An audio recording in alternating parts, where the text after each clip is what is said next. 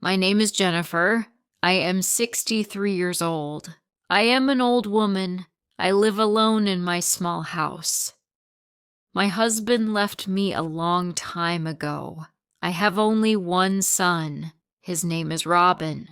Robin was very little when my husband left us. I don't think Robin even remembers him. He does not want to talk about his father. My life has not been simple. After my husband left, I had no money, no job, no place to live. I had to earn money and also take care of my son. I worked 2 jobs to earn money to pay rent, buy food, and pay bills. Being a single mother was a difficult job. I worked hard every day. I gave up many things for my son. I gave up my own dreams so he could follow his. I wanted to give Robin a good life. I wanted him to have everything he needed. I wanted my son to be happy. I believed he would always stay by my side no matter what happened in life. But everything changed when Robin turned 25. He met a woman named Amelia. He was so happy when he told me about her. One Sunday, he brought her to my house for dinner. At first, she seemed very nice. She told me I had a beautiful home. She said my cooking was wonderful. But when I looked into her eyes, I knew that something was wrong. I did not see honesty in Amelia's eyes. But I said nothing. I wanted Robin to be happy, so I smiled back at her. After that first meeting, Amelia began to change my son. She was very clever. She never said bad things about me directly. Instead, she gave small suggestions to Robin. Amelia told Robin that his clothes were old. She said he should try expensive restaurants instead of eating my food every week. She talked about her modern friends, and soon Robin did not have time for his old friends anymore. He started to talk like her and act like her friends. He was becoming a different person, someone I did not know. He was not my Robin anymore. Robin stopped visiting me on the weekends. Our Sunday dinners became a memory. At first, he made excuses. He said he was busy with work or he was tired. Then the excuses stopped. He just did not come. His phone calls became shorter, and he always seemed busy. "I have to go, Mother," he said. I missed his voice. I missed my son. My house felt quiet and empty without him. One day, I couldn't stay silent anymore. I knew I had to speak to Robin, so I called him. I said, "Robin, my son, I am worried about you. You seem different." I tried to tell him about my feelings for Amelia, but he did not listen. He became angry. "You are just jealous, Mother," he said. "You don't want me to be happy with someone else." My heart broke. His words hurt me more than anything. He did not understand that I only wanted to protect him. He thought I was selfish. He chose Amelia, not me. My eyes filled with tears. A stranger was stealing my son, and I could not do anything to stop it. One evening, I could not stay at home anymore. I missed my son very much.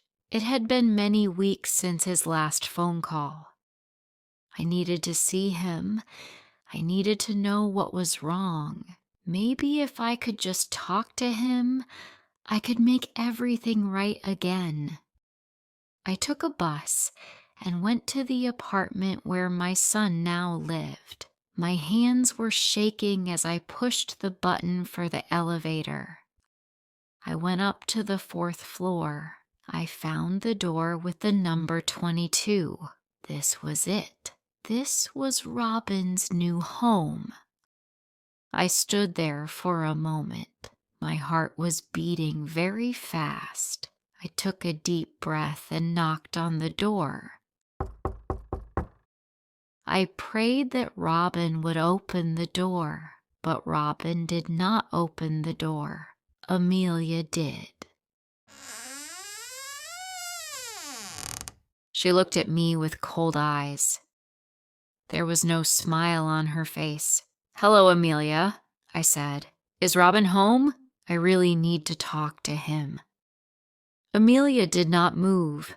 She said, "Robin is home, but he does not want to see you."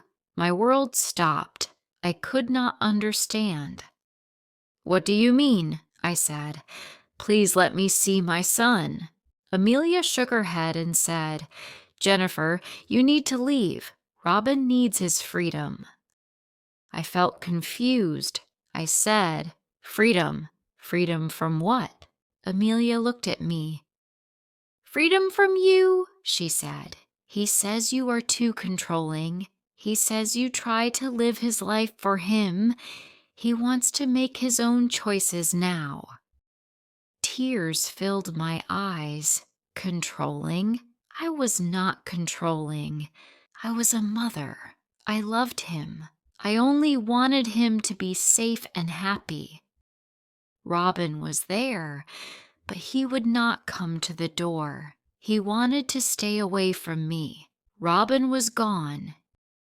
He had chosen a new life, and I was not part of it. I could not breathe. I turned away from the door. I did not say goodbye. There was nothing left to say. My son did not want me. I was left alone. Robin did not call. 1 day passed, then 2 days. Soon a week was gone. The week slowly turned into months. I looked at the telephone every day, hoping it would ring. But it never rang. I looked at the window, hoping to see Robin's car on the street, but he never came. There were no letters, no calls, and no visits. He promised he would never leave me. I could not sleep. I could not eat. I cried every day. When I went outside, people looked at me.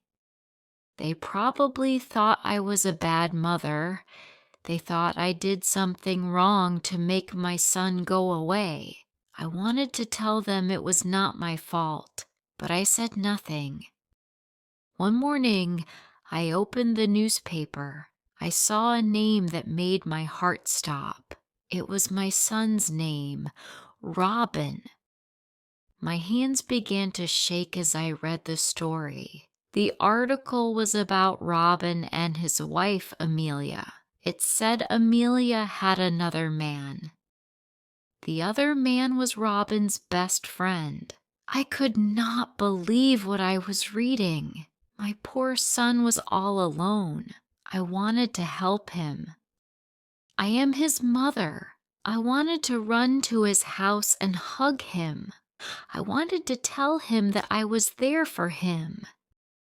But then I remembered standing at his door. I remembered Amelia's face when she told me to leave. Robin chose her. He chose to leave me. I wanted to call him, but I was scared. What if he did not want to talk to me? I loved my son, but I was afraid of being hurt again. Suddenly, there was a knock on the door. This was strange. Who could be here? Nobody visited me anymore. I took a deep breath and opened the door. It was Robin, my son. He looked so different. His face was pale. His eyes were red. He did not look like the man who left me 5 years ago. His eyes were full of tears. "Mother," he cried. "Mother, I'm so sorry. I'm so sorry." My heart stopped. I put my arms around him and hugged him. He was not the man who broke my heart. He was just my son, and he was home. My son is finally home. Robin lives with me again in our old house. Now I hear his voice every day. I do not cry at night anymore. I sleep peacefully because I know Robin is safe in the next room. Some people ask me if I am still angry. They ask how I can forgive him so easily. They do not understand a mother's heart. When I look at Robin, nothing is more important than having him back. It will never be exactly the same as before, but it can be strong again. Families can hurt each other, but they can also heal. Love is a powerful thing. It can fix what was broken and bring back what was lost. If you liked this story, please like, comment, share, and subscribe.